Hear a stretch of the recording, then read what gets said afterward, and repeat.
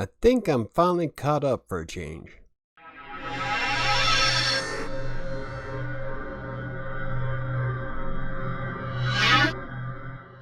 Hello, I'm Mike with WriterSanctuary, and we've got quite a few comments to go through today. This is what happens when you take a week off and you don't get to make any videos like you want to. Well, we got a few exciting things to go over today, so before we get started, if you enjoy the video, hit the like button, and don't forget to subscribe for more videos like this.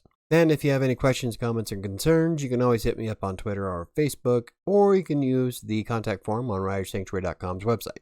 Our first comment today comes from Shimon. Hi Michael, could you make a video showing an example of how to make an order from the open pool, how to write an article step by step, and that we could see the typing process with your commentaries? Why are you doing that and doesn't doing this and so on? Thanks. I need it for meditation. When I watch a process of professional work, it gives me much more than the theoretical part. And yes, that's one of the things I really wanted to get into in the near future. I wanted to get into it this last couple of weeks, but I just haven't had a chance to make a video, which is really a bummer. But now that I've got caught up with some of my client stuff, I should be able to get back into it. But I've said that before, so knock on wood. But yeah, Shimon, it's coming. The next comment comes from Crystal Dynasty. Thank you so much. I was so excited when I saw your email. Also, thank you for the advice and walk me through the first direct order. Now, sometimes when somebody needs help with something like on Textbroker or other freelance writing stuff, you can contact me directly and I'll try to do my best to help you through email. Crystal needs some help with a direct order and I was able to help her. I'm glad I was able to help you, Crystal, and good luck to you. The next comment comes from Monique Starr. I've got only 3 articles that have over 100 views, but it doesn't hurt to provide and spread more. This is in response to one of the videos I did on vocal media, and we were talking about hub pages and Medium and how to get more money out of writing different articles. But with having 3 articles that have over 100 views, that's not too bad. That's more than what a lot of my blog posts have, actually. So the more you keep writing, the more traffic you can generate. You just got to hit that one awesome piece that everybody loves to read and just goes viral. The next comment today comes from Hinko. What if you give away a typewriter? This is in response to my video I did a couple weeks ago about I was almost to hit 500 subscribers and I was trying to figure out some kind of cool, fun giveaway to my subscribers. And I would love to give out a typewriter. I'm still looking for one. I said that on the live stream on Monday, and that'd be pretty cool. It costs an arm and a leg to ship it, but I think it'd be awesome. The next comment today comes from Tubular 442. Congrats on your channel growing at a steady rate. It's absolutely nuts that YouTube's monetization criteria don't give a helpful channel like this the ability to run ads yet. And having ads on my channel would be kind of cool and all. I mean, I've gotten this far without having monetization on YouTube. I'm not in it for the money. It'd be great if I made some money off of it, but I'm more into making videos that help people. And I can kind of understand YouTube's position on it. They want to make sure that they have legitimate content on their site. I'm still going to keep creating videos that help people learn Textbroker and anything else, because that's just the type of guy I am. But thank you for the congratulations, Tubular. The next comment today comes from Sterling Sider. I am a college student going from marketing right now, so I figured that I would give the course a shot. I am ready to buy my domain name and keep moving along, but I am torn between the reselling and music production niches. I have studied music on and off my whole life. I do know quite a bit, have tons of old notes on production tips, and are regularly playing around with my home studio. On the other hand, I have always been fashion conscious and started reselling and thrifting back in my teens, early 20s for fun. They both have my interests and both could do well monetizing in YouTube. Maybe I can combine both niches. Sorry for the long post. Any feedback will be much appreciated, Sterling. Unfortunately, I don't have a lot of experience with either music or clothing, but I do know that music does exceptionally well on YouTube. But if you can combine the two, though, that'd be something unique. I'm just not sure how to combine music and fashion. Now, if it were me, I would just focus on the music part, but I might not be your target audience. That's what you got to keep in mind. Who is it that you're trying to target to watch your videos? Because there's really not much difference between maintaining a YouTube channel and maintaining a blog. You're both targeting a specific niche and an audience. But if you can somehow tie it together and combine both, I don't know, that'd be kind of interesting. You gotta keep me posted because I'd love to see what that looks like. The next comment comes from PineTuck42. Dude, clean your house, I can't take you seriously? Well, if you're worried too much about what's going on in the background, you're not gonna get the message anyway. Yeah, I don't walk around with a white glove, and sometimes you gotta work with what life gives you. But if you can't take me seriously, I'm sure there's plenty of other people on YouTube you can watch. Now thank you for the comment, PineTuck. The next comment comes from Boom Bubble Bust Repeat. I love that name. I have the same microphone and it is great.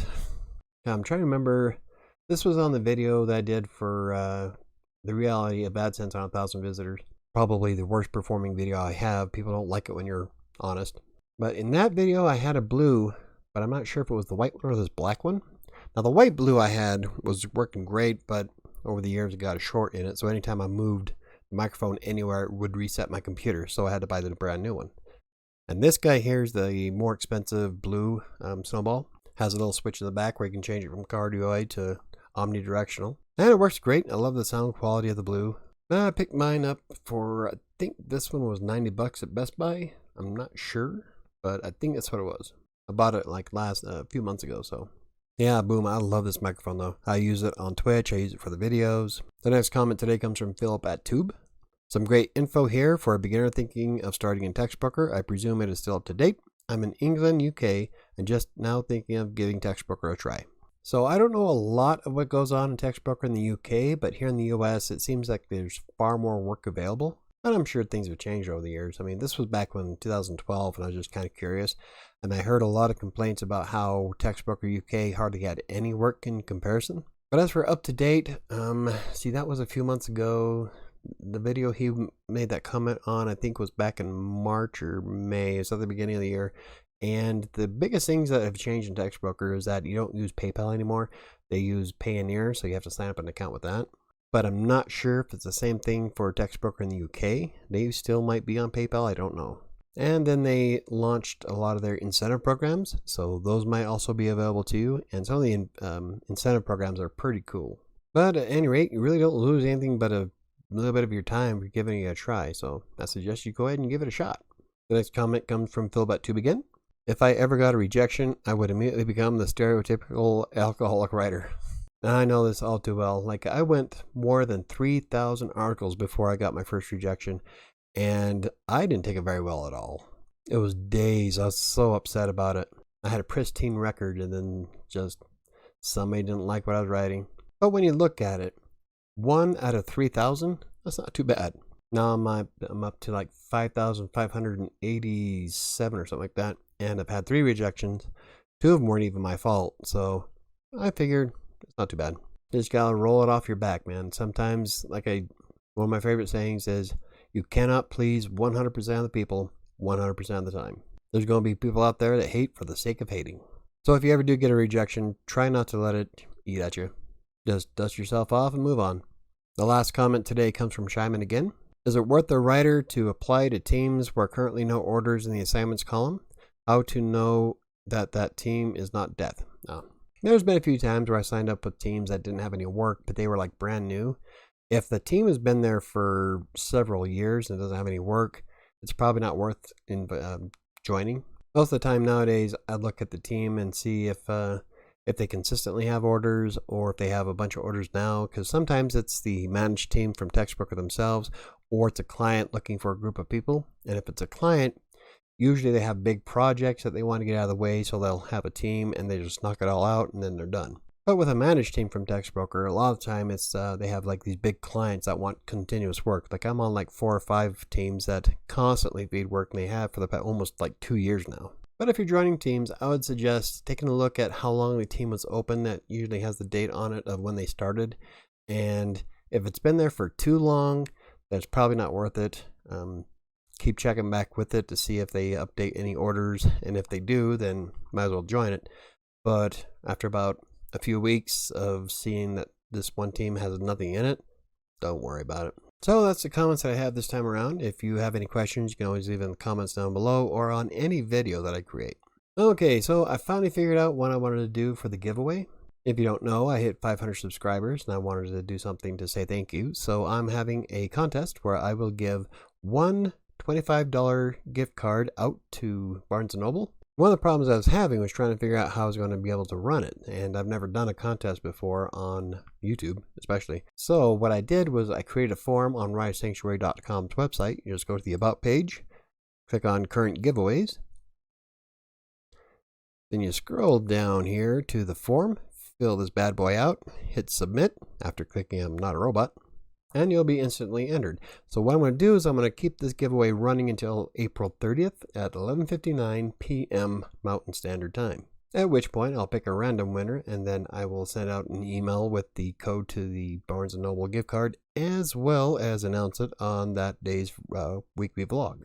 And I'll wind up sharing it on Twitter and Facebook as well. That is, unless you select to be anonymous. Now, I put an option in there just in case you don't want your name out there and you don't want attention.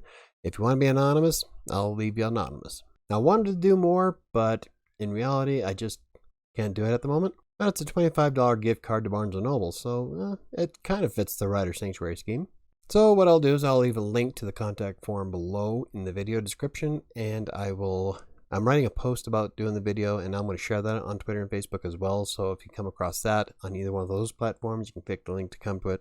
And the reason why I'm waiting until the end of April is to make sure that anybody who watches my video, supports the channel or the blog, has a chance to enter. And please, just one entry per person. I will delete any other duplicates because I want it to be fair to everybody who enters. So I would advise using a real email address because that's how I'm going to contact you. And you don't have to be worried about giving me your personal information. None of the information on the form is actually saved on the website. It goes directly to me, and I'm only going to use it to figure out who's going to get a $25 gift card. Other than that, I'll probably wind up just deleting the form. And lastly, I'm still looking for a home. I'm kind of looking forward. We got a really good prospect going on. We'll find out on Monday.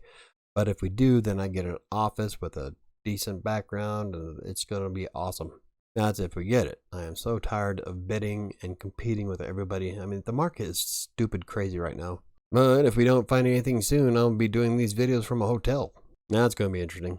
So, cross your fingers and wish me luck. If you enjoyed the video, hit the like button. If you want to see more videos covering textbook or freelance writing, WordPress, or anything else I cover, hit the subscribe button. Don't forget to hit the notification bell. That's going to do it for me today. Have a great weekend. I'll see you guys next week. Hopefully.